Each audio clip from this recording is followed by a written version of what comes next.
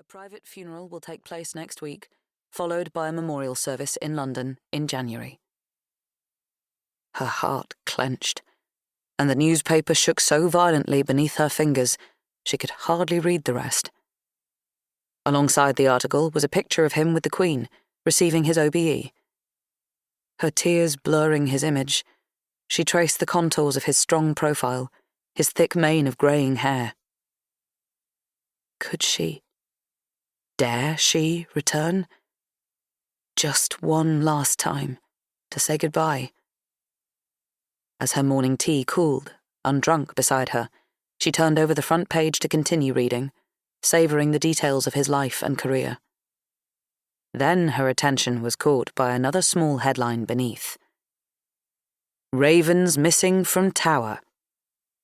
It was announced last night that the famous Tower of London ravens have vanished.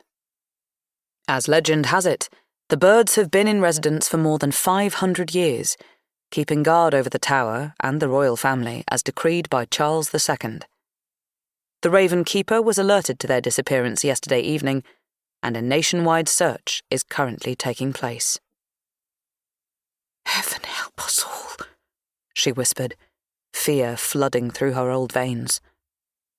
Perhaps it was simply coincidence, but she knew the legend's meaning all too well. Chapter 1. London, 5th of January, 1996. Joanna Haslam ran full pelt through Covent Garden, her breathing heavy and her lungs rattling with the effort. Dodging past tourists and groups of schoolchildren, she narrowly missed knocking over a busker, her rucksack flying to one side behind her.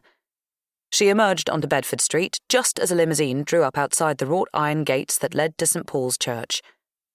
Photographers surrounded the car as a chauffeur stepped out to open the back door. Damn!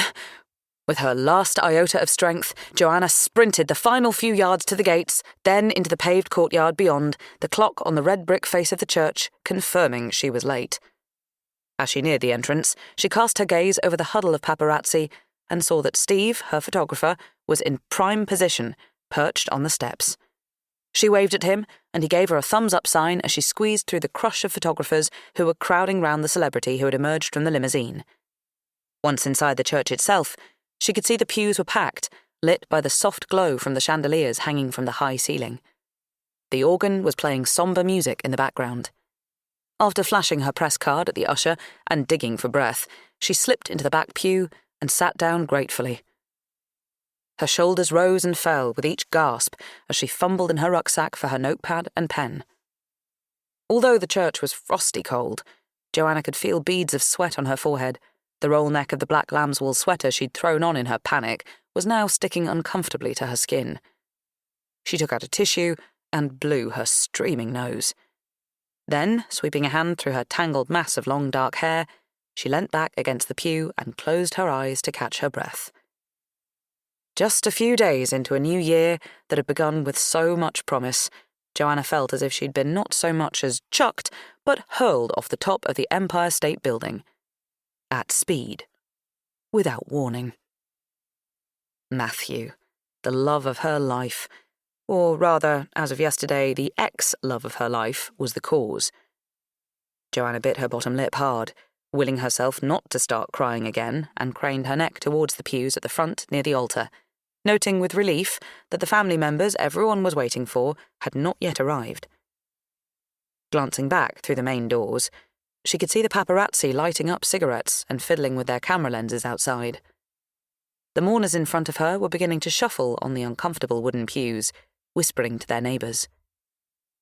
She hastily scanned the crowd and picked out the most noteworthy celebrities to mention in her article, struggling to distinguish them from the backs of their heads, which were mostly grey or white. Scribbling the names down in her notepad, images of yesterday invaded her mind again. Matthew had turned up unexpectedly on the doorstep of her Crouch End flat in the afternoon. After the heavy shared revelry of Christmas and New Year, the two of them had agreed to adjourn to their separate flats and have a quiet few days before work began again. Unfortunately, Joanna had spent that time nursing the nastiest cold she'd had in years. She'd opened the door to Matthew, clutching her Winnie the Pooh hot water bottle, clad in...